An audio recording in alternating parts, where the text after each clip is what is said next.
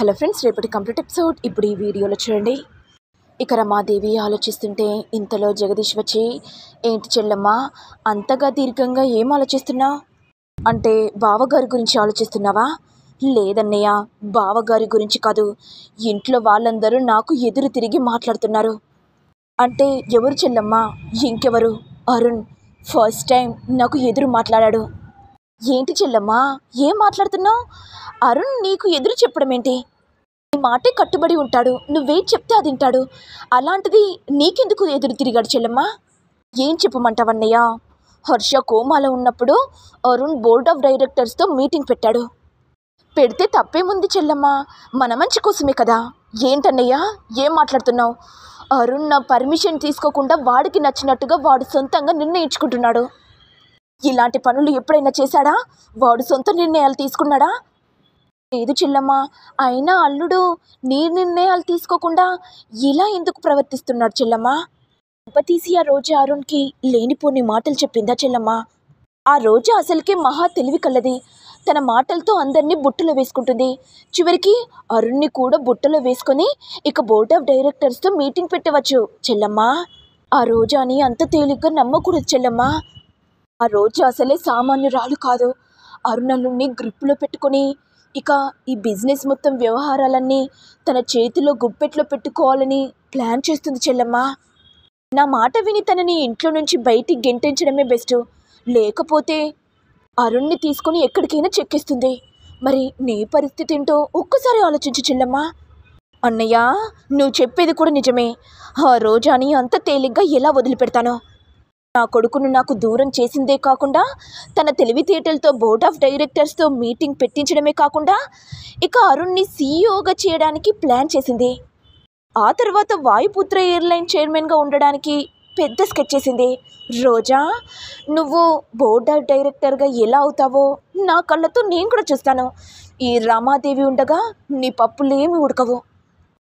చెల్లమ్మ, మరి బావగారినేమో త్రిశూలంతో ఆ చామంతి పొడిచింది కదా, మరి దాని గురించి కూడా తెలుసుకోవాలి కదా చెల్లమ్మ.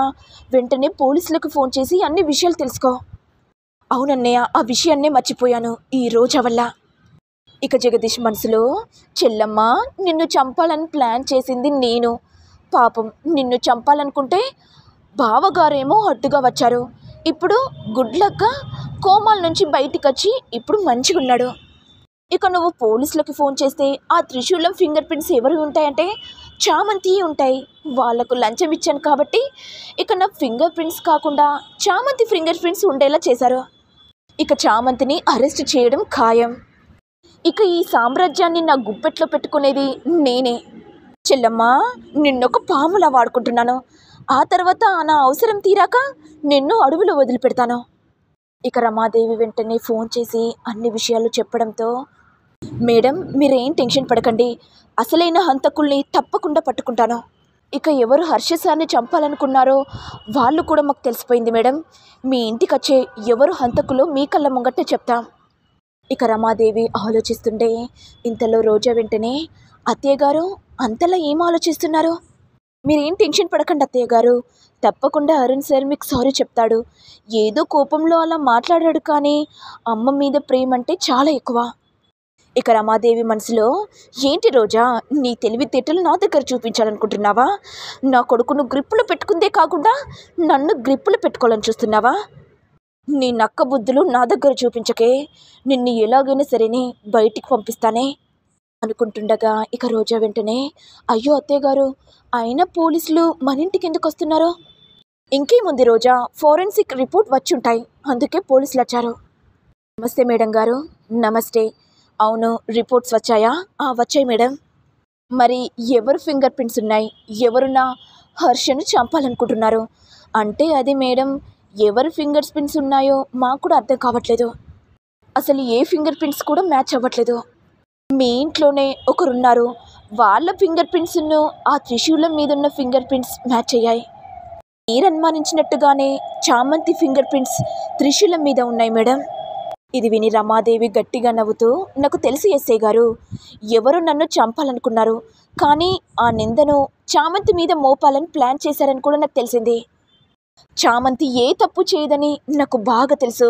నా ఇంట్లో ఉప్పు తిన్న విశ్వాసం ఉంది కదా. ఇక జగదీష్ వెంటనే, ఇదేంటి మా చెల్లమ్మకు తెలిస్తే చామంతిని ఇంట్లో నుంచి బయటికి గెంటేస్తుందనుకుంటే మళ్ళీ రివర్స్గా చామంతి ఏ తప్పు చేయలేదు, ఎవరో చేసి చామంతి మీద నెడుతున్నారని ఇలా చెప్తుందేంటి? చామంతిని జైలుకి పంపించాలని నేను చూస్తుంటే చెల్లం మేము తారుమార్చేసి ఇలా మాట్లాడుతుంది. ఇక ఎస్ఐ వెంటనే, మేడం గారు మీరేంటి ఇలా మాట్లాడుతున్నారు? అయినా త్రిశూలం మీద ఫింగర్ ప్రింట్స్ ఉన్నవి, చామంతి ఫింగర్ ప్రింట్స్ ఉన్నాయి. Same madam. చామంతియే హర్ష సార్ని చంపాలనుకుంది. లేదు సార్, మా ఇంటి పని మనిషి అలాంటి బుద్ధులు లేవు.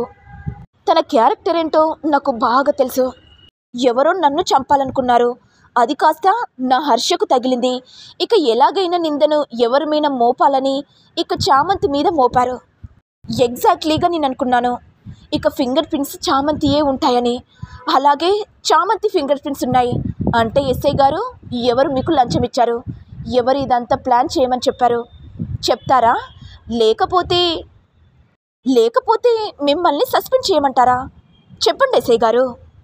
ఇది విని ఎస్ఐ టెన్షన్ పడుతూ, అంటే అది మేడం, నిజం చెప్పాలంటే త్రిశూలం మీద ఫింగర్ ప్రింట్స్ ఉన్నాయి జగదీష్ గారివి. నాకేదో మాయ మాటలు చెప్పి డబ్బు చూపించారు కాబట్టే ఆశతో నేను ఇలా తప్పుగా మాట్లాడుతున్నాను. పాపం మీ ఇంటి పని మనిషి ఏ తప్పు చేయలేదు. ఎస్ఐ గారు ఇప్పుడు మీరు కరెక్ట్గా మాట్లాడారు. అన్నయ్య నన్ను చంపాలని ఎందుకు అనుకున్నావు? ఓహో, ఇప్పుడు అర్థమైంది. అంటే అరుణ్కు రోజాకు ఇద్దరికి పెళ్ళయింది, మరి దీక్ష పరిస్థితి ఏంటి? వేరే వాళ్ళకిచ్చి పెళ్లి చేస్తానన్న కోపంతో నువ్వు నన్ను చంపాలని పెద్ద స్కెచ్చే వేశావు కదన్నయ్య. కాలేజ్లో ఉన్నప్పుడు అన్నయ్య నీ బిహేవియర్ కాస్త తేడా వచ్చింది, నీ మీద కాస్త కన్నేశాను. అప్పుడు అర్థమైంది నువ్వు నన్ను చంపాలనుకుంటున్నావని. పోనీలే, అయినా మా అన్నయ్య నన్నెందుకు చంపుతాడు అని అనుకున్నాను, కానీ నన్ను చంపాలని పెద్ద స్కెచ్ చేశావు. అన్నయ్య ఇక ఒక్క క్షణం కూడా ఈ ఇంట్లో ఉండడానికి వీల్లేదు. ఎస్ఐ గారు మా అన్నయ్యని అరెస్ట్ చేయండి. అన్నయ్య అని చెప్పుకోవడమే సిగ్గుగా ఉంది. అన్నయ్య నీకెన్ని చేశాను, ఈ ఇంట్లో నీకు స్థానాన్ని ఇచ్చాను, అది కాకుండా బిజినెస్ కంపెనీ వ్యవహారాలు కూడా నీ చేతుల్లో పెట్టాను. నాకే నమ్మకం ద్రోహం చేసి నన్ను వెన్నుపోటు పొడవాలని చూస్తావన్నయ్య. చెల్లమ్మ నన్ను అరెస్ట్ చేపిస్తే ఏం జరుగుతుందో నీకు బాగా తెలుసు అనుకుంటా. ఏంటన్నయ్య ఏం చేస్తావు? గత రహస్యాలను చెప్పాలనుకుంటున్నావా? నువ్వు చెప్పావనుకో నేను కూడా అన్ని విషయాలు చెప్పేస్తాను.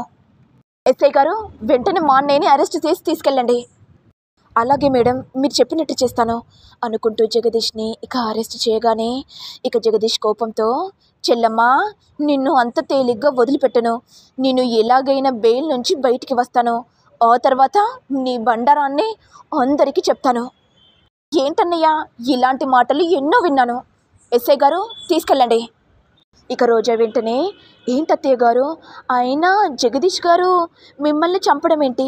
అంటే ఆస్తి గురించి అత్తయ్య గారు. ఎవరిని నమ్మాలో ఎవరిని నమ్మకూడదు కూడా అర్థం కావట్లేదు అత్తయ్య. ఏమో రోజా, అసలు నిన్ను కూడా నమ్మాలో నమ్మకూడదు కూడా అర్థం కావట్లేదు. ఎందుకంటే నా అరుణ్ని గ్రిప్పులో పెట్టుకున్నావు. ఫ్యూచర్లో కూడా బిజినెస్ వ్యవహారాల కోసం నన్ను చంపాలని నువ్వు కూడా ప్లాన్ చేస్తావేమో. ఎవరిని నమ్మకంలో కూడా నాకు అర్థం కావట్లేదు రోజా. ఏంటత్తయ్య ఎందుకలా మాట్లాడుతున్నారో? అయినా మీ కంటికి నేను అలా కనబడుతున్నానా? అవును రోజా, ఎవరిని నమ్మాలో కూడా అర్థం కావట్లేదు. ముందు ముందు నువ్వు కూడా అలా చేస్తావేమో, భయంగా ఉంది అనుకుంటూ రమాదేవి వెళ్ళిపోగానే ఇక రోజా కోపంతో, అత్తయ్య గారు మీరు అన్నట్టుగానే ఫ్యూచర్లో అదే పని చేస్తాను. బిజినెస్కి సంబంధించిన వ్యవహారాలన్నీ మేం మాత్రమే చూసుకోవాలి. వేరే వాళ్ళకి ఇచ్చావనుకో నిన్ను కూడా పైకి పంపించడమే. మరి నెక్స్ట్ ఎపిసోడ్లో ఏం జరుగుతుందో చూడాలి. మరి మీకు వీడియో కనుక నచ్చినట్లయితే లైక్ చేయండి, షేర్ చేయండి, సబ్స్క్రైబ్ చేయండి. Thank you all.